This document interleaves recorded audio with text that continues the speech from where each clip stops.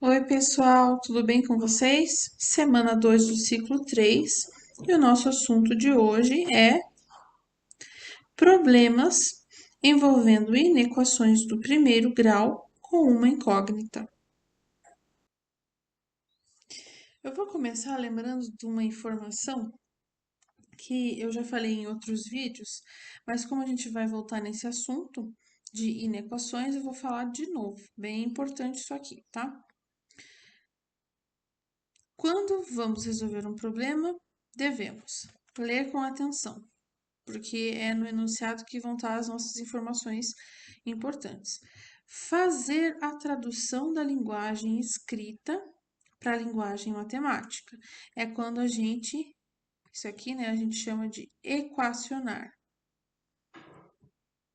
ok? Mesmo quando a gente está lidando com inequações, que é o caso da aula de hoje, a gente ainda chama de equacionar, tá? Resolver a equação ou a inequação encontrada, certo? Depois você vai resolver, depois que você equacionou, resolver e analisar o resultado para ver se você não encontrou um resultado muito atípico, um resultado que não se encaixa naquela situação, tá? Como assim? Um resultado que não se encaixa. Vamos ver aqui, ó. Preparei um exemplo para a gente fazer juntos aqui. 3/5 do consumo de água de uma casa são gastos no banheiro, enquanto 1/3 é utilizado na cozinha e lavanderia. E 50 litros são gastos aguando as plantas do jardim e outras coisas, né? Não é só aguando as plantas do jardim. Qual deve ser o consumo de água dessa casa para que o gasto total não ultrapasse 694? Então, aqui eu vou grifar essa expressão aqui, ó, não ultrapasse, tá?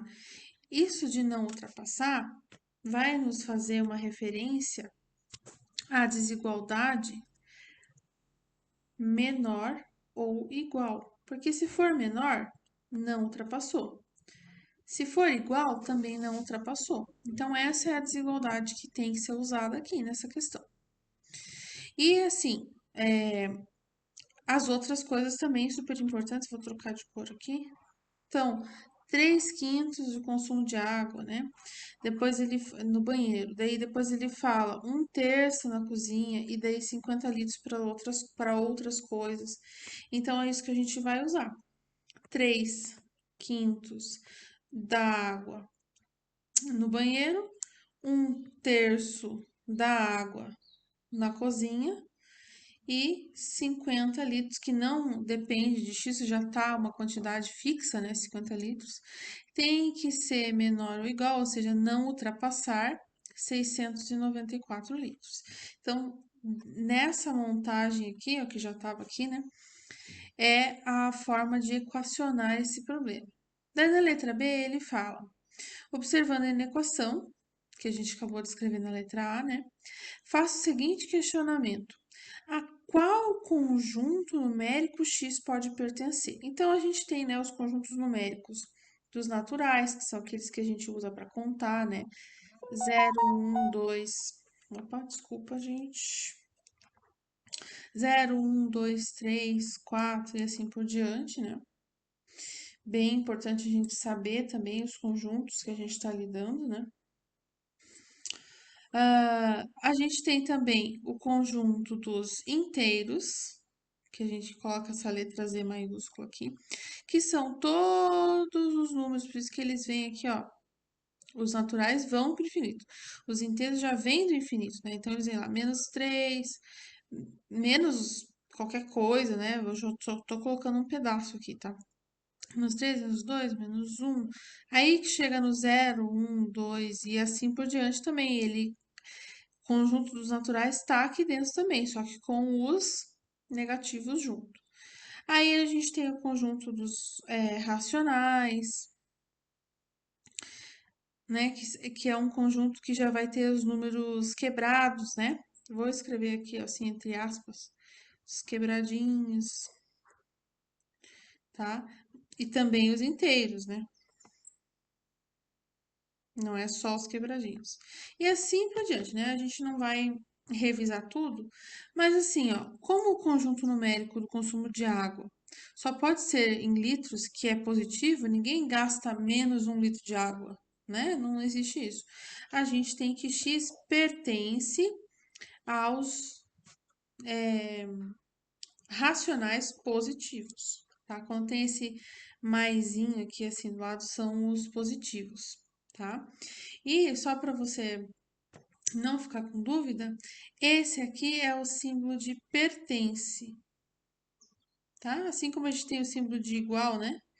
A gente vê esse símbolo, a gente já fala a palavra igual. Esse aqui, esse ezinho redondinho assim, é para pertence, tá? E lembrando que quando tem esse sinalzinho de mais aqui no cantinho, a gente diz que é os positivos, tá? Então, é importante você saber também a qual conjunto que a resposta vai pertencer. E aí, ó, usando o princípio aditivo, que eu não gosto, o livro ensina, mas a gente não faz isso, a gente acaba fazendo, né? Mas não da forma que o livro mostra. Assim como na resolução de equações, porque realmente a gente faz a mesma coisa nas equações, determine o valor da incógnita. Então, eu vou pegar ali essa minha inequação, 3/5 de x mais 1/3 de x mais 50 tem que ser menor ou igual a 694. Eu já vou começar juntando aqui esse 3/5 com esse 1/3. Vou fazer um rascunho aqui. 3/5 mais 1/3, a gente pode fazer o seguinte, vou fazer de verdinho aqui. A gente pode fazer aqui vezes 3 e aqui vezes 5, em cima e embaixo. Aí a gente vai ter 15 e 15. Então, igualamos o denominador. E tudo que faz embaixo faz em cima, né? Então, aqui vai ficar 9 e aqui vai ficar 5. Então, 9 mais 5 vai dar 14 e o 15 fica aqui. Então, aqui a gente já pode concluir, ó, que fica 14/15 avos de x e 694 já recebe o 50 negativo aqui. Vai ficar 644 e aqui 14/15 avos de x. Vou passar, opa, desculpa o barulho.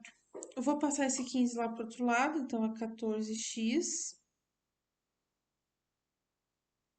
644 vezes 15. E aí, também já vou passar aqui, tá? Nem fiz a conta ainda na multiplicação, mas já vou passar a divisão para cá. Assim o x já fica sozinho. Vamos calcular então agora quanto que dá isso aí. A gente vai ter um resultado de 690. O que que isso significa, gente? 690 o quê? Então, é aquela parte, né, de interpretar o enunciado, tá? E aqui, né, eu cometi um erro. Foi até bom eu cometer esse erro, porque daí eu mostro pra você. Eu esqueci que eu tava fazendo uma inequação e coloquei sinal de igual, né? E a gente tem que manter a desigualdade. A gente só vai inverter a desigualdade, então assim, tá assim e eu vou inverter pra cá, né? Inverter de lado mesmo. Quando eu passar multiplicando ou dividindo um número que seja negativo, tá? Isso não aconteceu aqui nesse caso. Então, x tem que ser menor ou igual a 690. E isso vai significar o que exatamente? Deixa eu só arrumar aqui. Essa é a nossa resposta, tá?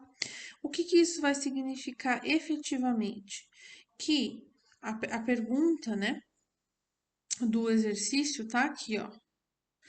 Qual deve ser o consumo de água dessa casa para que o gasto não ultrapasse 694 litros, tá? Que é a pergunta, qual é o X, né? O consumo vai ter que ser 690 litros, tá? Vou colocar a unidade aqui.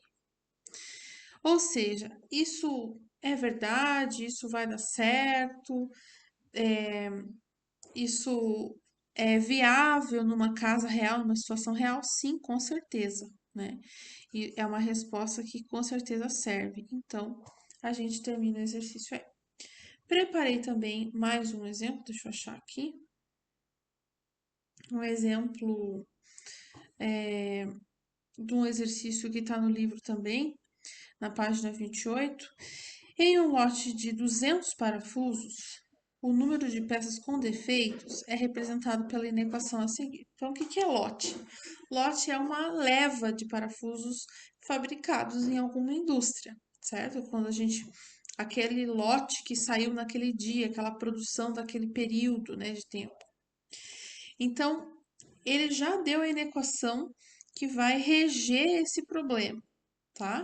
2x mais 1 sobre 3 tem que ser menor do que 5. Então, x representa o número de peças defeituosas. Nessas condições, determine a quantidade máxima de parafusos com defeito encontrados em cada lote. Ou seja, vamos ver qual conjunto que vai ser a resposta de x, né? Vão ser os valores de x. Então, eu vou escrever a equação aqui mais uma vez, tá? 2x mais 1 já vai passar para lá. Aliás, o 3 já vai passar para lá. Ele mudou de lado, mas não mudou de sinal. Por quê? Porque ele mudou de operação. Ele estava dividindo, passou multiplicando.